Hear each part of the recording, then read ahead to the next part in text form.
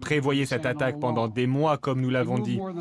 Il a déplacé plus de 175 000 soldats et équipements militaires qu'il a prépositionnés le long de la frontière ukrainienne. Il a déplacé des réserves de sang sur place et a créé un hôpital de terrain qui montrait quelles étaient ses intentions. Il a rejeté tout effort de bonne foi de la part des États-Unis, de ses alliés, de ses partenaires, fait pour répondre à nos préoccupations par le biais du dialogue, pour éviter un conflit inutile et éviter toute souffrance.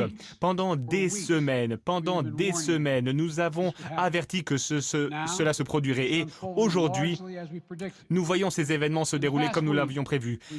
Cette semaine, nous avons vu de plus en plus de bombardements de Donbass, cette région à l'est de l'Ukraine contrôlée par des séparatistes. Le gouvernement russe a perpétré des actions, des cyberattaques contre l'Ukraine. Nous avons vu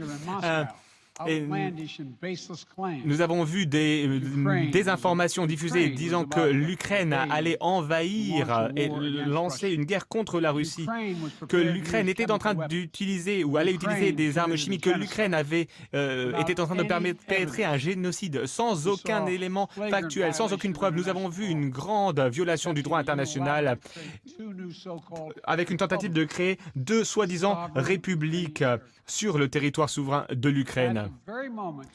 Et au moment où le Conseil de sécurité des Nations Unies se réunissait pour se tenir aux côtés de l'Ukraine, Poutine a déclaré sa guerre. Des bombardements ont commencé sur les villes d'Ukraine. Cela a été suivi par une arrivée de tanks dans les villes.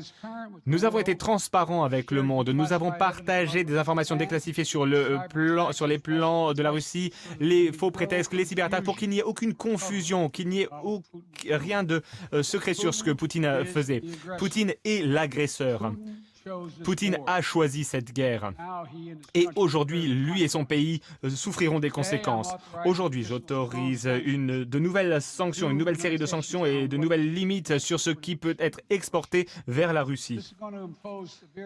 Cela aura un coût grave sur l'économie russe aujourd'hui et à l'avenir.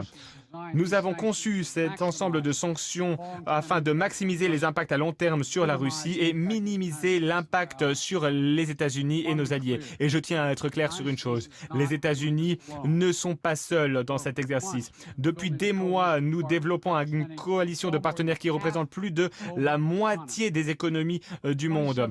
27 membres de l'Union européenne, y compris la France, l'Allemagne, l'Italie, ainsi que le Royaume-Uni, le Canada, le Japon, l'Australie, la Nouvelle-Zélande et bien d'autres pour amplifier l'impact conjoint de notre réponse. Je viens de m'entretenir avec les dirigeants du G7 ce matin et nous sommes totalement d'accord.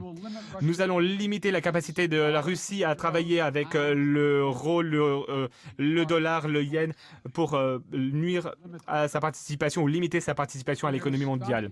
Nous allons miner sa capacité à financer et à développer son armée. Nous allons les empêcher à travailler dans l'économie technologique du 21e siècle. Nous avons déjà vu l'impact que cela avait sur le rouble. Aujourd'hui, le rouble atteint son niveau le plus faible, son plus faible historiquement. La bourse russe s'est effondrée aujourd'hui. Le gouvernement russe a vu son taux d'emprunt augmenter de 50% et aujourd'hui, nous imposons des sanctions contre les banques russes qui détiennent plus de 1000 milliards de dollars d'actifs. Ces banques qui détiennent plus d'un tiers des actifs russes ont été coupées du système financier. Et aujourd'hui, nous bloquons également 4 banques supplémentaires. Cela signifie que tout actif à leur disposition aux États-Unis sera gelé. Cela inclut VTB, la deuxième plus grande banque russe, qui a 250 milliards de dollars d'actifs. Comme promis, nous ajoutons également le nom d'élites russes et des membres de leur famille qui souffriront de sanctions. Comme je l'ai dit mardi, il s'agit de personnes qui ont personnellement bénéficié des politiques du Kremlin et qui doivent souffrir des conséquences.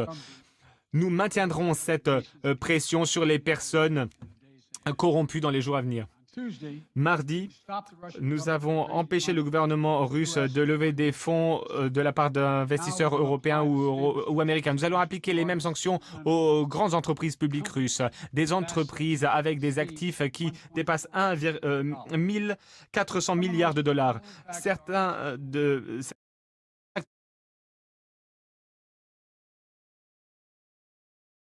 nous allons pouvoir couper la moitié des importations high-tech de la Russie. Cela infligera un coût à ce gouvernement qui cherche à renforcer son armée. Et cela minera également son programme spatial.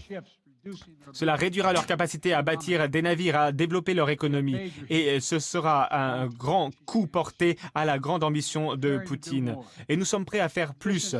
En plus des sanctions économiques que nous allons imposer, nous prenons des mesures pour défendre nos alliés de l'OTAN, en particulier à l'Est. Demain, l'OTAN va tenir un sommet. Nous serons présents pour réunir les dirigeants de 30 nations alliées et partenaires de choix pour réaffirmer notre solidarité et pour préparer les prochaines étapes, les prochaines mesures que nous prendrons pour renforcer tous les aspects de notre alliance au sein de l'OTAN. Bien que nous ayons apporté 650 millions de dollars, que nous ayons apporté 650 millions de dollars en aide à l'Ukraine cette année, et l'an dernier, je tiens à répéter que nos forces armées ne sont pas et ne seront pas déployées pour participer au conflit en Ukraine. Nos forces armées n'iront pas en Ukraine, n'iront pas en Europe, mais nous irons en Europe pour défendre nos alliés de l'OTAN. Comme je l'ai exprimé avec beaucoup de clarté, les États-Unis vont défendre chaque centimètre carré de territoire de l'OTAN avec toute la force de la puissance américaine. Et la bonne nouvelle est que l'OTAN est aujourd'hui plus unie, plus déterminée que jamais. Il ne fait aucun doute que les États-Unis et tous les alliés de l'OTAN respecteront leur engagement en vertu de l'article 5 qui dit qu'une attaque contre un membre est une attaque contre tous les membres de l'OTAN. Ces dernières semaines, j'ai déployé plus de quelques milliers de soldats en Allemagne et en Pologne. Mardi, en réaction à l'agression de la Russie dans la mer Noire et dans le Bélarus, j'ai demandé un déploiement des forces déjà disposées en Europe, déployer ces forces à l'est de l'Europe, en Estonie, Lettonie, Lituanie, en Pologne et en Roumanie. Nos alliés ont déjà renforcé leurs efforts. Le reste de l'OTAN a renforcé ses forces et ses capacités afin d'assurer notre défense collective. Et aujourd'hui, à quelques heures de l'assaut de la Russie, l'OTAN s'est réunie et a autorisé un plan d'activation de riposte. Cela permettra aux forces de l'OTAN de se déployer là et où elles sont nécessaires pour protéger nos alliés de l'OTAN sur le front est de l'Europe. J'autorise aujourd'hui davantage de capacités américaines à être déployées en Allemagne dans le cadre de la riposte de l'OTAN, y compris certaines forces américaines qui appartiennent à une force qui est en stand-by depuis quelques semaines. J'ai également parlé à différents secrétaires généraux, à différents généraux pour nous préparer à différents déploiements s'il est nécessaire de déployer davantage de forces pour protéger nos alliés de l'OTAN et soutenir la plus grande force alliée de l'histoire, l'OTAN.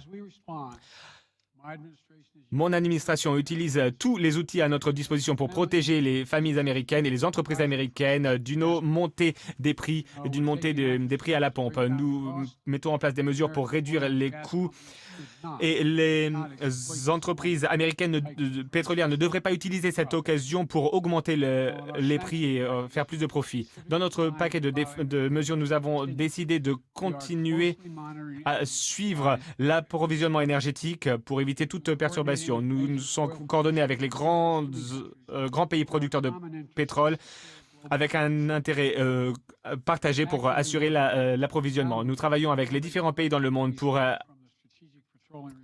utiliser les réserves de pétrole disponibles et les États-Unis ont également déployé plus de barils de pétrole pour répondre à cette demande. Je sais que le peuple américain souffre déjà. Je ferai tout ce qui est en mon pouvoir pour limiter les souffrances ressenties par les Américains à la pompe. C'est quelque chose d'essentiel pour moi. Toutefois, cette agression ne peut doit être... Nous devons réagir face à cette affrontation. Nous sommes unis pour la liberté. Voilà qui nous sommes. Et je tiens à répéter l'avertissement que j'ai prononcé la semaine dernière. Si la Russie continue à faire des cyberattaques contre nos entreprises, nos infrastructures critiques, nous sommes prêts à réagir et à riposter. Depuis des mois, nous travaillons en étroite collaboration avec le secteur privé pour renforcer notre défense cyber, renforcer notre capacité à riposter aux attaques cyber de la Russie. Je me suis entretenu hier soir avec le président Zelensky, le président ukrainien, et je l'ai assuré que les États-Unis, aux côtés de nos alliés et de nos partenaires européens, soutiendront le peuple ukrainien qui cherche à défendre son pays. Nous vous apporterons une aide humanitaire pour alléger vos souffrances. Et en début de ce conflit, les entreprises de propagande russes vont continuer à chercher à cacher la vérité. Mais l'histoire a montré, encore et encore, à quel point les prises de territoire rapides finissent par une occupation longue, engendrent une désobéissance civile et une impasse. Les semaines et mois à venir seront difficiles pour les Ukrainiens. Toutefois, le peuple ukrainien a connu 30 ans d'indépendance. Ils ont montré à plusieurs reprises qu'ils ne laisseront personne essayer de leur voler leur pays. Nous vivons un moment dangereux en Europe pour la liberté dans le monde. Poutine a lancé une agression contre la paix internationale, contre ce principe. Mais aujourd'hui, le monde entier voit clairement ce que Poutine et ses alliés au Kremlin souhaitent faire. Qui ils sont réellement. Ce n'était jamais une préoccupation de sécurité authentique pour eux. C'était tout simplement une agression pure et simple, le désir de Poutine de restaurer un empire par tous les moyens possibles, en intimidant ses voisins, en modifiant de force les frontières. Et aujourd'hui, en choisissant une guerre sans aucune raison. Poutine cherche à imposer sa vision du monde, où on peut prendre les choses par la force. Mais c'est une vision que les États-Unis et les nations qui aiment la liberté combattront avec toute notre force et tous nos outils. Les États-Unis, nos alliés et partenaires sortiront plus grands, plus unis, plus déterminés et plus résolus de cette guerre. L'agression de Poutine contre l'Ukraine coûtera cher économiquement et stratégiquement à la Russie. Nous nous en assurerons. Poutine sera un paria sur la scène internationale. Toute nation qui participe à cette agression sera entachée. Dans l'histoire montrera que le choix de Poutine aura affaibli la Russie et aura renforcé le reste du monde. La liberté, la démocratie, la dignité humaine, voilà des forces bien plus puissantes que la peur et l'oppression. Ces principes ne peuvent mourir, ne peuvent être écrasés par l'armée de Poutine. Ces principes ne peuvent être balayés par la violence et l'intimidation. Ces principes survivront dans la compétition entre l'autocratie et la démocratie, entre la souveraineté et la subjugation. Ne vous méprenez pas, la liberté l'emportera. Que Dieu bénisse la population de l'Ukraine libre et que Dieu protège nos soldats. Zik de l'Associated Press. Avez-vous l'intention de vous entretenir avec le président Poutine? J'ai entendu la première question. Est-ce que j'ai l'intention de m'entretenir avec Poutine et avez-vous communiqué avec le Kremlin concernant les opérations militaires en Ukraine pour éviter que cela entraîne un conflit plus grand? C'est déjà un grand conflit. Et pour éviter que cela ne s'aggrave, eh bien, nous allons apporter suffisamment de force au flanc est de l'Europe dans le cadre de l'OTAN. Je n'ai pas l'intention de m'entretenir avec Poutine. Le Wall Street Journal. Terina. Monsieur le Président, vous n'avez pas parlé de SWIFT dans vos sanctions que vous avez annoncées. Est-ce qu'il y a une raison pour laquelle les États-Unis n'expulsent pas la Russie du système SWIFT? Est-ce qu'il y a un désaccord avec les alliés? Et est-ce que les sanctions que nous proposons sur les autres banques ont déjà des grandes conséquences, plus de conséquences que l'exclusion du programme SWIFT, premièrement. Deuxièmement, c'est toujours une option, mais aujourd'hui, ce n'est pas la position que nous souhaitons adopter. Cecilia Vega, ABC. Les sanctions n'ont pas suffi à dissuader Vladimir Poutine d'envahir l'Ukraine. Qu'est-ce qui peut l'arrêter? Quand et comment mettre un terme à cette attaque? Et avez-vous l'intention d'aller plus loin que l'Ukraine? Deuxièmement, la déclaration qu'il a faite hier, il a menacé l'Occident, disant que l'Occident allait subir de plus grandes sanctions. Est-ce qu'il menace d'une attaque nucléaire? Alors, je ne sais pas du tout quelles sont ces menaces. Je sais ce qu'il a fait, c'est la première chose. Et deuxièmement, personne ne s'attendait à ce que les sanctions dissuadent ou empêchent quelque chose d'arriver. Cela va prendre du temps et nous devons nous montrer résolus afin que Poutine sache ce qui va venir et pour que les Russes sachent ce qu'il leur impose. Voilà la portée, l'utilité de ces sanctions. Cela va prendre du temps. Il ne va pas dire « Oh mon Dieu, ces sanctions arrivent, je vais retirer mes troupes. » Non, il va tester la résolution de l'Occident pour voir si nous resterons unis. Et nous allons rester unis, nous allons imposer un coup grave. Est-ce que vous pensez qu'il ira plus loin que l'Ukraine?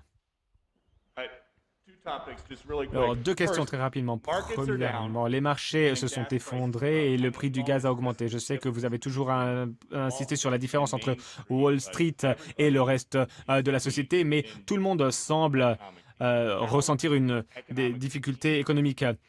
Jusqu'où ira-t-on Alors, premièrement, il ne fait aucun doute que lorsqu'une grande puissance nucléaire attaque et envahit un autre pays, il ne fait aucun doute que le monde va réagir et que les marchés vont réagir dans le monde entier. C'est la première chose. Et deuxièmement, la notion que c'est quelque chose qui va durer longtemps est très peu probable. Tant que nous continuons à rester résolus et tant que nous continuons à imposer des sanctions, les sanctions que nous allons imposer à la Russie. J'ai oublié votre deuxième question. La deuxième question, est-ce que vous avez sous-estimé Poutine? Et est-ce que vous le qualifiez toujours d'adversaire digne, comme vous l'avez dit l'an dernier? L'année dernière, c'est ce que j'ai dit, mais je ne l'ai pas sous-estimé. J'ai lu la plupart des choses qu'il a écrites. Vous avez entendu son discours, plus d'une heure de discours qui expliquait pourquoi il allait envahir l'Ukraine. Il a des ambitions bien plus grandes que l'Ukraine. Il souhaite rétablir l'URSS. Voilà ce qu'il souhaite faire. Et je pense que ces ambitions sont totalement contraires à là où le monde est arrivé aujourd'hui. Pensez-vous que ces sanctions dévastatrices vont être aussi dévastatrices que les balles, les missiles et les tanks russes? Alors oui, il y a des tanks qui ont des effets dévastateurs, mais les sanctions auront un effet dévastateur sur la Russie. Si les sanctions n'empêchent pas Vladimir Poutine d'avancer, qu'est-ce qu'il peut le faire? Je n'ai pas dit que les sanctions allaient pouvoir l'arrêter, mais vous avez parlé de ces sanctions, de menaces de sanctions. Alors, les menaces de sanctions et imposer une sanction, ce sont deux choses différentes. Ce sont deux choses différentes. À présent, il va commencer à voir l'effet des sanctions. Et qu'est-ce que cela fera? Comment cela va changer son état d'esprit? Eh bien, parce que cela va affaiblir énormément son pays. Tant et si bien qu'il devra faire un choix très difficile, soit continuer à envahir ou s'arrêter. Vous avez dit qu'il n'y a pas de bluff. Vous avez parlé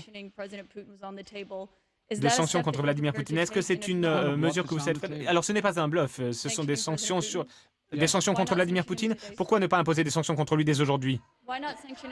Pourquoi ne pas imposer des sanctions contre Vladimir Poutine dès aujourd'hui? Monsieur le Président, vous avez détaillé de nouvelles sanctions lourdes et massives qui auront un impact sur la durée, mais étant donné l'ampleur de cette invasion, étant donné que vous n'allez pas déconnecter la Russie du système international bancaire SWIFT ou que vous n'allez pas utiliser d'autres sanctions, sur votre respect, qu'attendez-vous? Nous avons imposé des sanctions et ces sanctions vont au-delà de l'exclusion de SWIFT. Les sanctions que nous avons imposées aux côtés des 2 tiers du monde sont des sanctions lourdes, massives. Dans un mois, nous verrons si elles fonctionnent. Vous vous êtes entretenu avec Vladimir Zelensky hier. Quel est le risque que nous soyons confrontés à une nouvelle guerre froide et qu'il y ait qu'il y a une rupture des relations entre les États-Unis et la Russie? Il y a une rupture de nos relations. Et concernant la guerre froide, eh bien, cela dépend. Vous avez la vaste majorité du monde qui est totalement opposée à l'action de Poutine, de l'Asie jusqu'à l'Amérique latine, en passant par l'Europe, le monde entier. Et donc, cela va être une journée froide pour la Russie. Vous ne voyez pas beaucoup de personnes venir à sa défense.